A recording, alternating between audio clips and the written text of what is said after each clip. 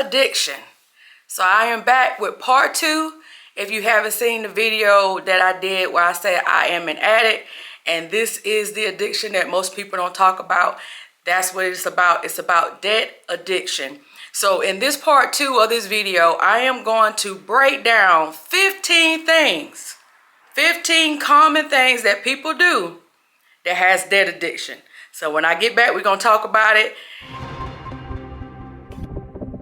Welcome back to Starr Knows Credit. My name is Starr Carter, and on this channel I talk financial education and everything else that's going to help us level up and be our best version of ourselves. And guys, I'm so happy that you have decided to take this new journey with me. You know, I did a video a couple videos ago about me being on this new journey to educating my people, making sure that we are no longer making the bad money mistakes. So if that's something that you're interested in, if this is your first time joining me, then please be a subscriber. Make sure you guys are cutting on the notification bell so that you don't miss out on the video. Hit that like button so it get pushed out to some other people that might can, you know, have their life changed by this information. And make sure that you guys are leaving me comments, because all this right here helps supports the channel and helps, you know, get the word out there, because I really and truly am passionate about helping my people get on a better financial footing. So with that being said, guys, let's get into these common things that can determine, do you have a debt addiction like I had?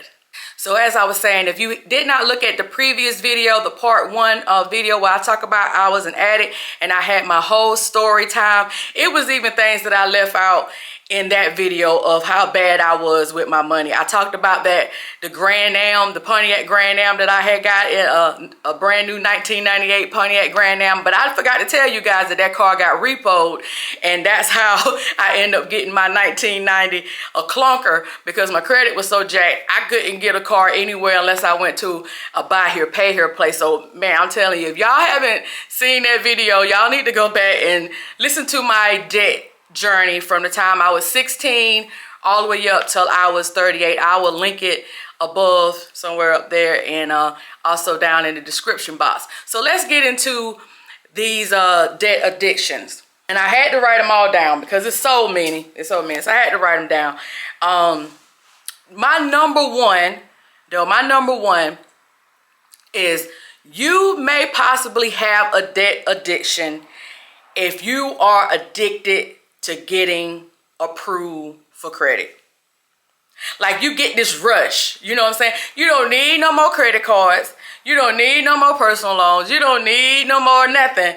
But you get this rush when that approval go through. And a lot of times you don't know if it's going to go through because your credit is kind of like a little shaky. So you're sitting there biting your nails, you know. But as soon as it go through, you're like, yes, you get this rush. So you might have a debt addiction, especially if you don't need any more credit. You might have a debt addiction. So that's my number one. Are you applying for credit? And when you apply for that credit, do you get a rush when you get approved? Like an adrenaline, like a high. You might be addicted. Number 2, you regularly only make the minimum payment on the credit cards you have because you can't afford to pay them off. You can't afford to pay them off. So you only making the minimum payment, and your cards are maxed completely out. So you only can afford to make the minimum payment. You could possibly have a debt addiction. The reason why I say that is because when you're using the credit card responsibly, you only supposed to make purchases on the things that you can afford to pay right back. So that means you should already have the cash on hand. So if you are using credit and you don't have the cash to pay them right back off, and then you continuously do that, that's how you get into a cycle where you have maxed out credit cards and you only can afford to pay the minimum because you could never afford to pay those purchases in the first place. Hey, I'm not judging. Hey, I'm telling you what I went through. And I can't tell you, I've probably been a millionaire over, you know, multiple times because of all the money that I have given out over the years in credit card debt, you know, and high interest loans, you know, period, you know. So no judgment on this end, but that's just a sign. If you only can make the minimum payments on these credit cards that you have, and you're struggling just to get that up, you may have been suffering from debt addiction that caused you to overspend and spend outside of your means, you know, buy stuff that you really can't afford. So you may have a debt addiction or may have had a debt addiction, okay? Number 3, you juggle your debt.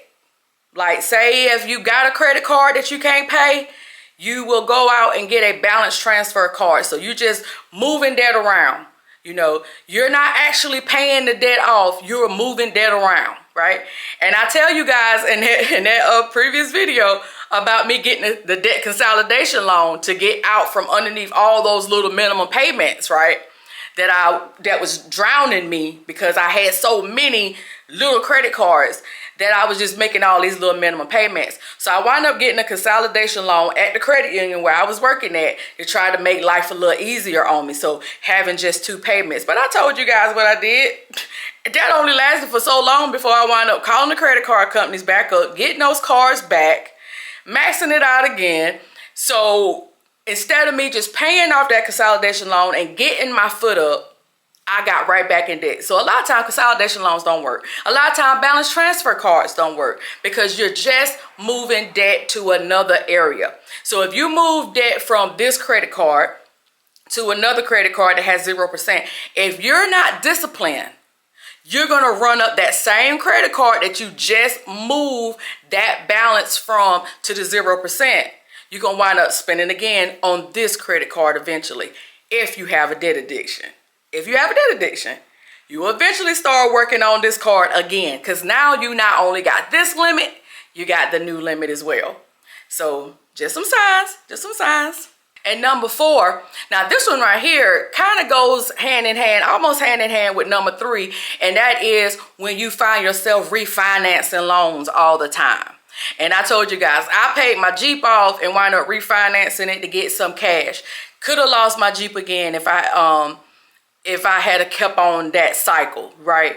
But all praise to God, I still got that Jeep. I've had that Jeep now that I talked about in that previous video. I bought it in 2008 and it is 2024 now. Yeah, 2024 now. So I've had it 16 years, paid for, clean.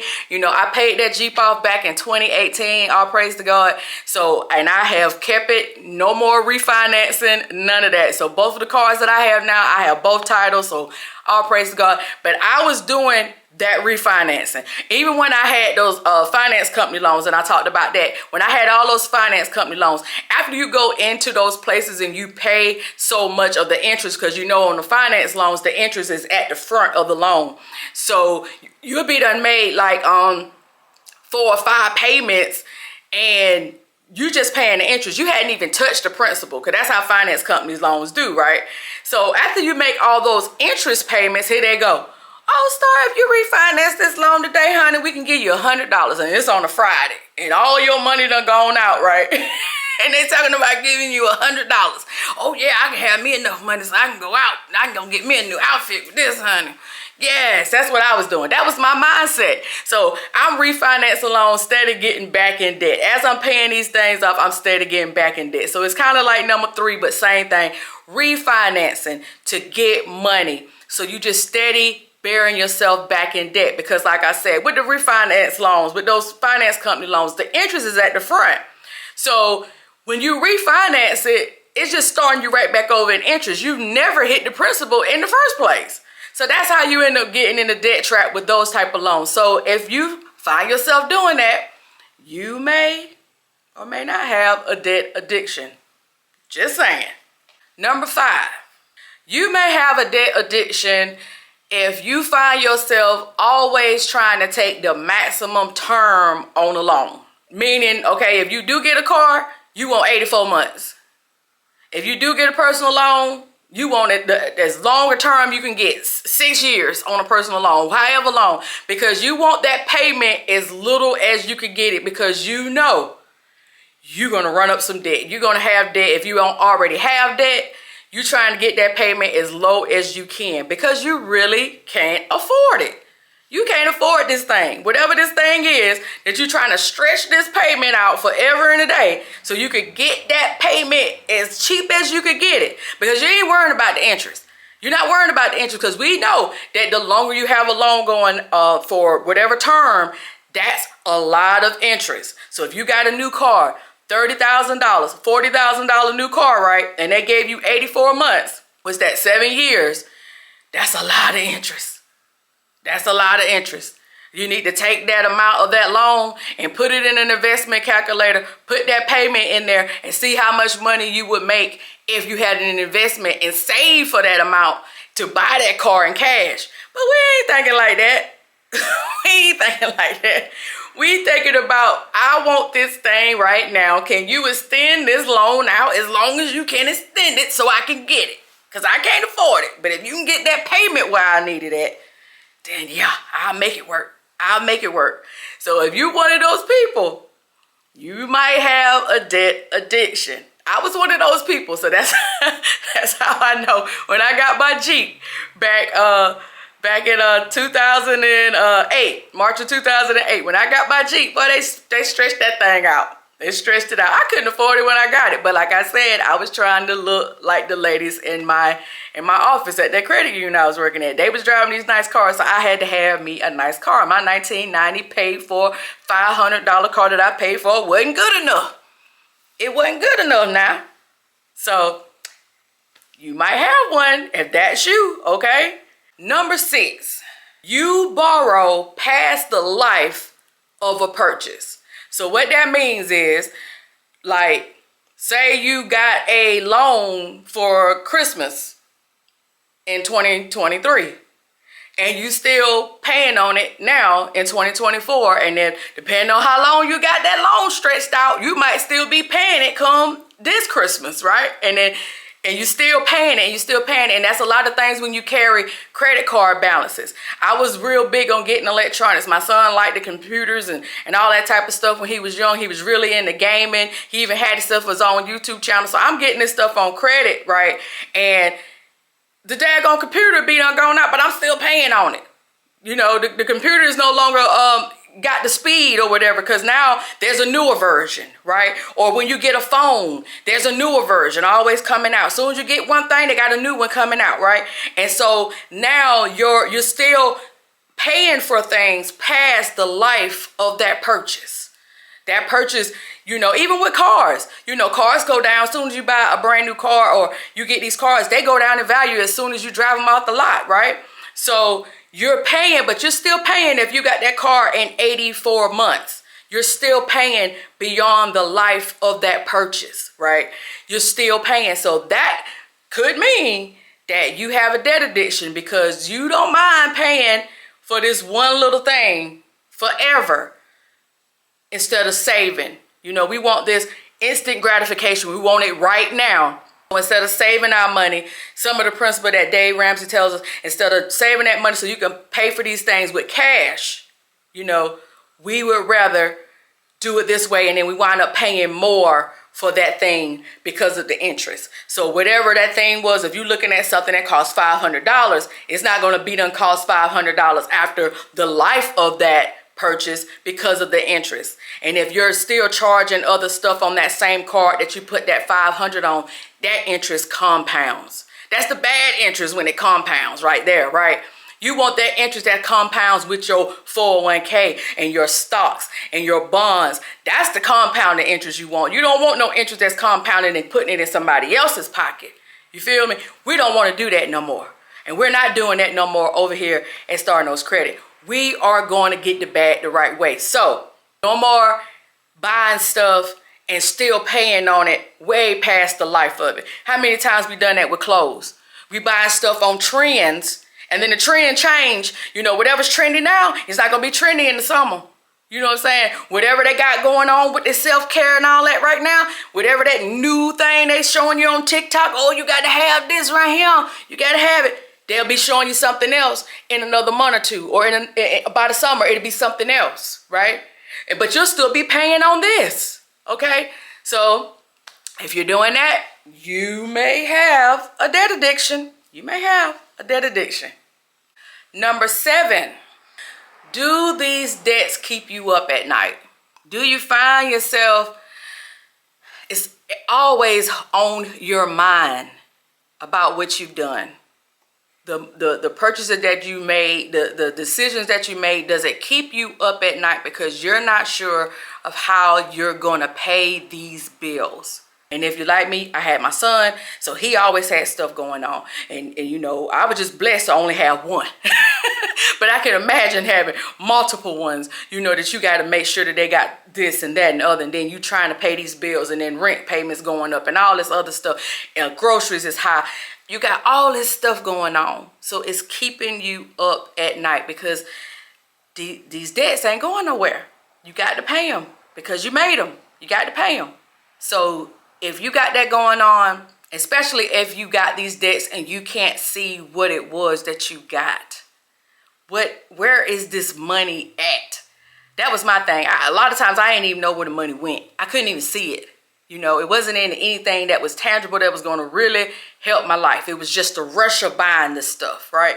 And then now I got that, you know, that high is so temporary, you know, because I just bought this new shiny thing. But then after what, a month or so, it's no longer shiny, it's no longer new, it's just there. But I still got this debt. And now it's keeping me up at night. I can't sleep, I can't rest, it's always on my mind, you know. Irritated, I'm at work, people getting on my nerves, I'm trying to do my job. I don't want to be here, but I gotta be here because I got these bills, right? Even when I'm sick, I got to go to work because I can't afford to be out because I don't have no more sick time. I don't have no more vacation time. Depression sits in, right? So it's a lot. It's a lot. Trigger warning. Trigger warning. I'm probably late on saying that. I probably should have said that first. But trigger warning. You know, a lot of these things is going to be really hard to face, okay? But if it's keeping you up at night, you may have a debt addiction. And it's time to turn this thing around.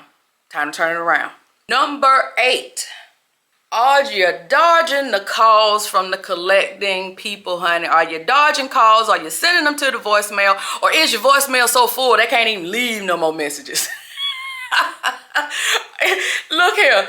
Man, when I tell you, back in the day, when I used to handle collection calls, I wish your voicemail could get that full on their cell phone. Because I would have did it.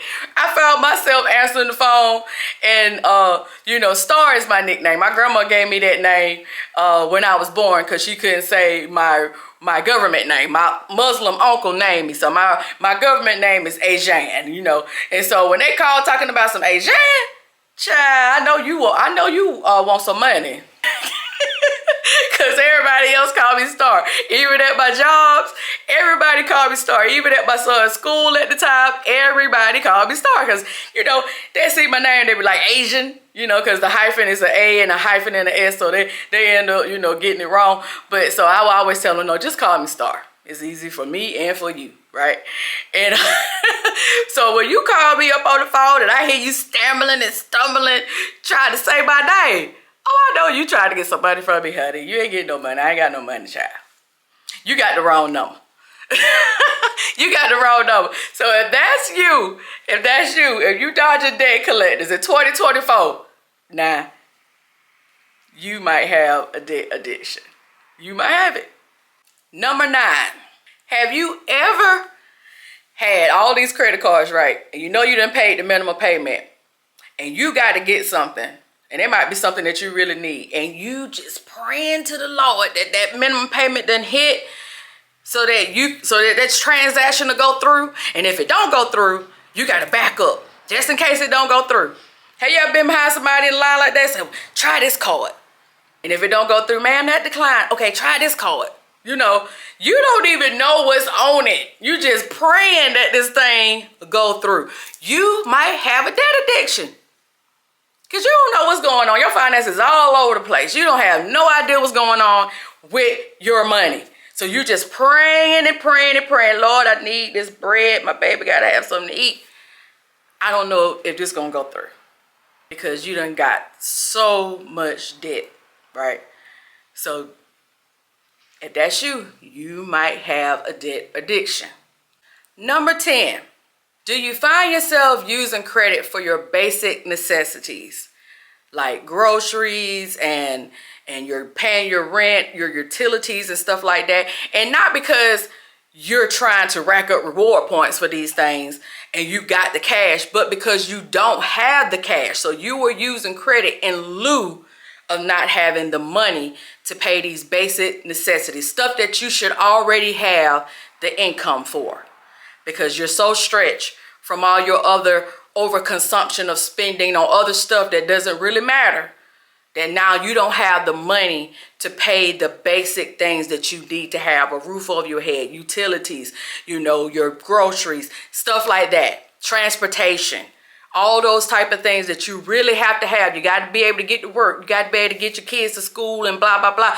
But you're having to use credit for basic needs. You had to go get a personal loan, or like me, had to go get a finance loan just to tie you over, right? You may have a debt addiction. If that's your case right now, you might have a debt addiction. Number 11, do you avoid facing the issue? So are you getting bills in the mail that you're not opening?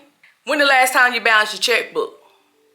When the last time you actually looked at your finances, right? Like I was saying in the other one, you don't have no idea what's going on because you are avoiding that thing. You don't want to face reality of your situation.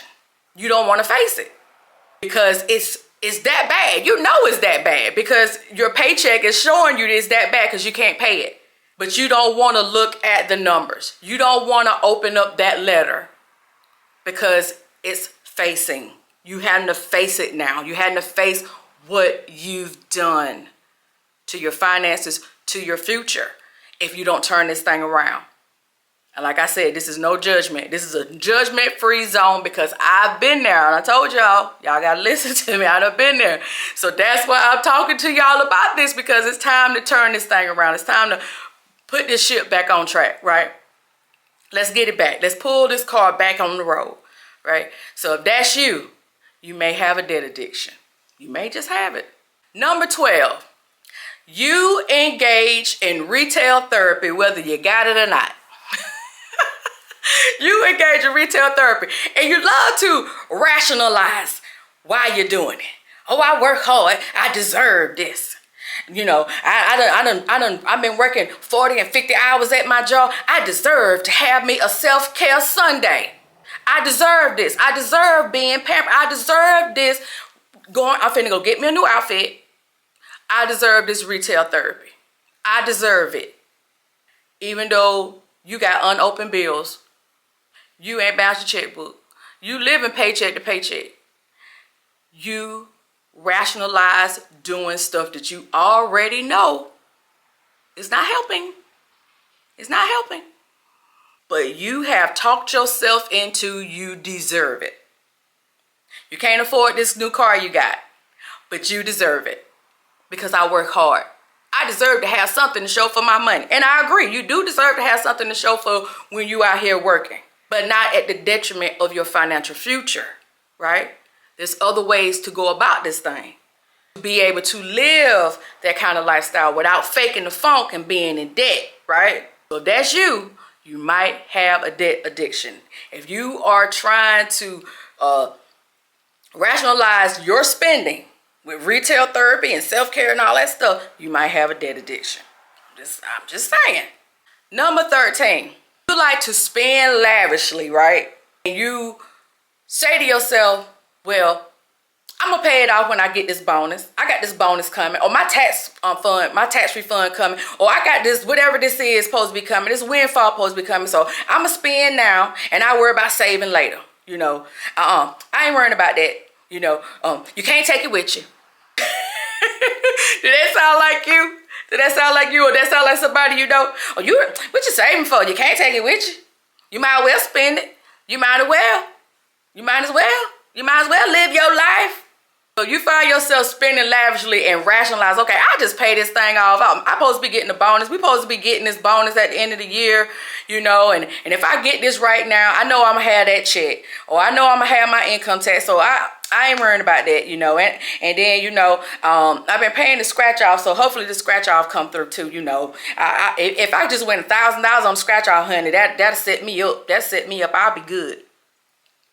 If any of those conversations sound like you when you out here spending and you betting on your future windfalls, right? A future windfall. You ain't saying nothing about your regular income because that's already spent. That's already allocated to debt. So now you are looking at future money that you haven't even got, and you spending on that future money, right?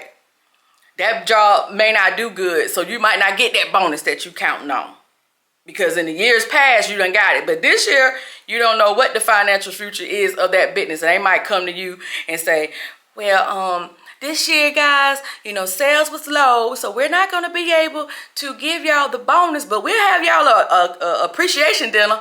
Well, I tell you, we got to stop doing it. We got to stop doing it. We got to stop spending money that we haven't already worked for. Betting on our health being good in the future, betting on that this job going to still be around, betting on that any of these things that we're talking about, that we are saying, okay, I can spend it now because I know I'm going to get this later. We got to stop doing that. We got to stop doing that, right? And if you are doing it, you may have a debt addiction. I'm just saying.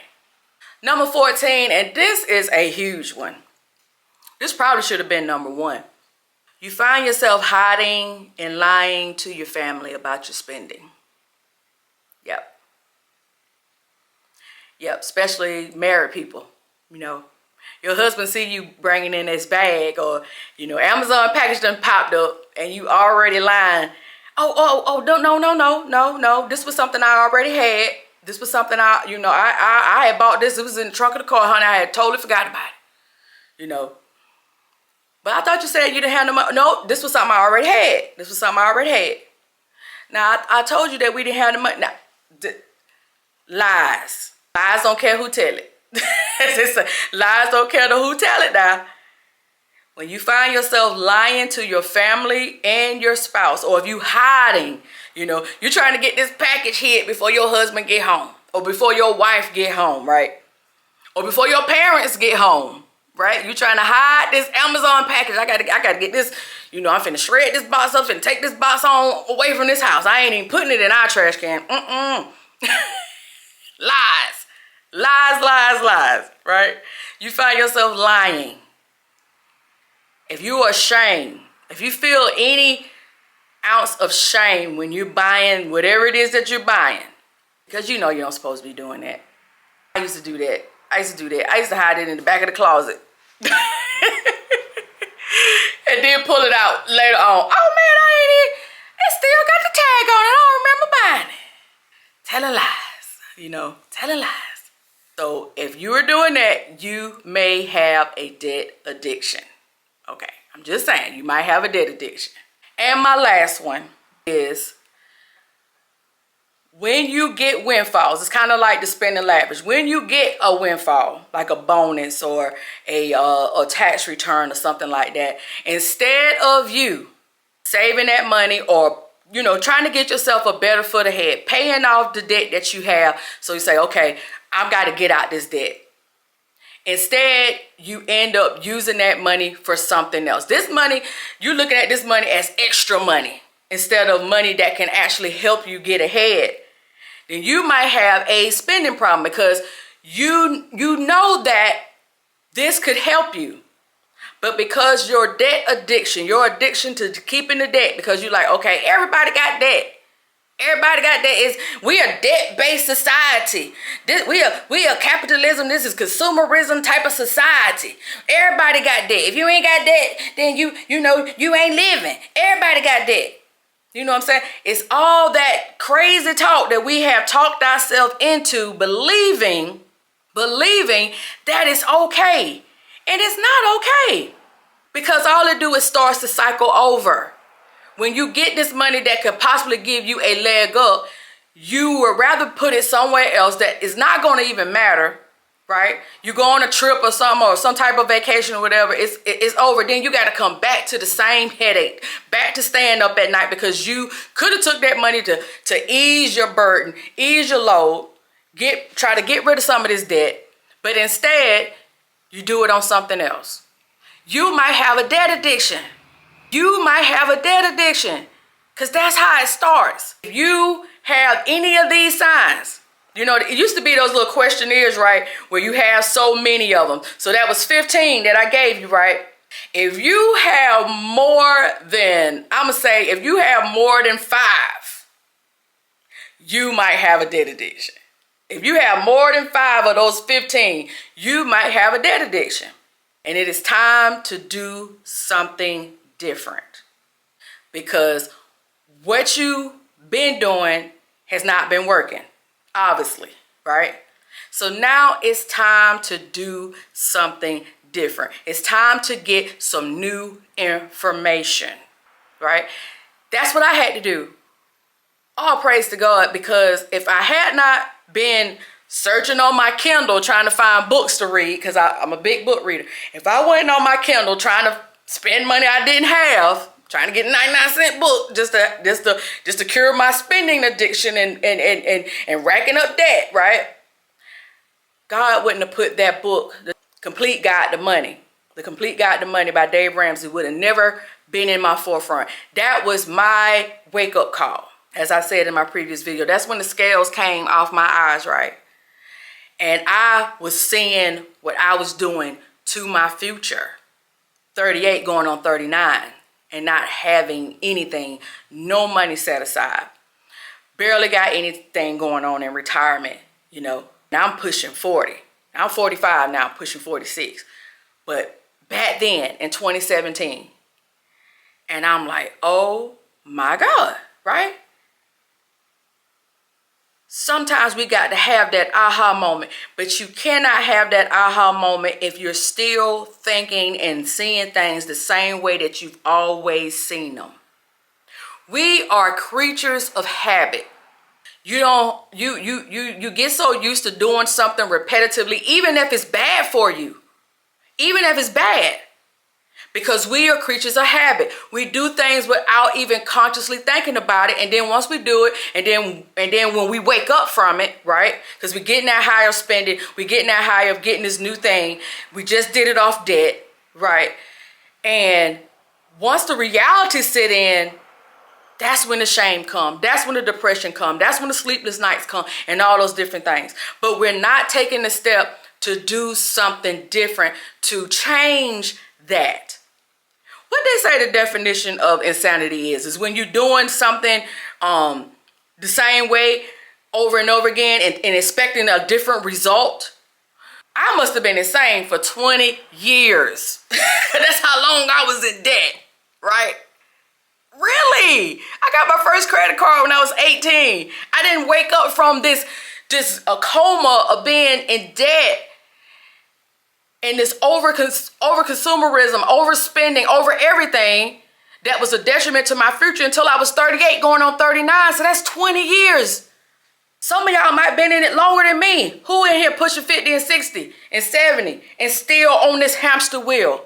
You can't retire because you still got debt. And like I said, this is no judgment. This is just a wake-up call. This is a wake-up call because I don't want you to throw away your future on gratification right now that's not going to last.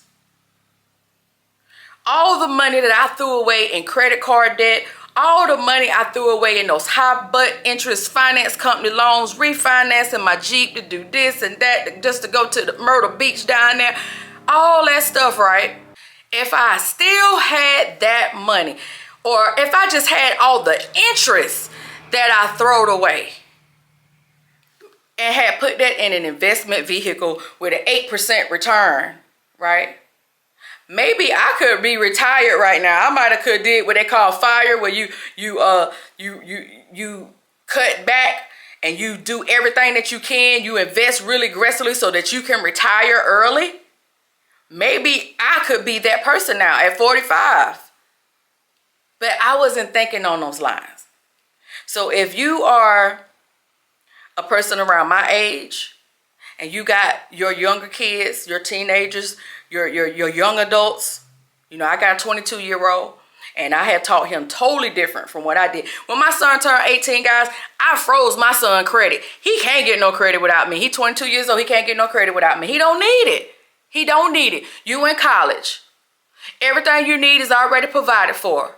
You got food, you got shelter, you got your car, you got everything you need. You don't need credit. He's an authorized user on one of my credit cards that I had, so that's how he was able to get his apartment, him and his roommate, right? You don't need it. You don't need a credit card. Pay cash. Pay cash. You don't need it. I don't want you to do what I've done. So it's time for us to learn so that our babies don't keep making the same mistakes. What we call generational curses in the Black and brown community. We got to stop it because we love to look good at the detriment of our financial future. Would it hurt us if we put our money in something that can make us money? And maybe we can buy these things off the dividends and the interest that our money makes us. Instead of us giving our interest to these big banks, these credit card companies, these finance companies who are millionaires and billionaires, right? Even trillionaires. Chase Bank they're a trillionaire company, right? These banks with all this money, right? Chase is the biggest bank in the world, right? Navy Fed is the biggest credit union in the world. And they're making all this money off of interest. Say if we saved our money in high yield savings account or in certificates that's paying 4 and 5%. Now this is a safe. Now what I'm saying right now, these are safe investments when you're talking about a high yield savings account, right? But I'm just saying, even if you put them in there and they're making 4%, and most credit card interest these days is anywhere, credit union is up to 18%. If it's not a credit union, then you're probably looking at over in the 20% and up to 30%, right? So they making way more money. Even if you put your money in your 401k, it ain't paying 20%. Even if you put your money on the stock market, it ain't paying 20%.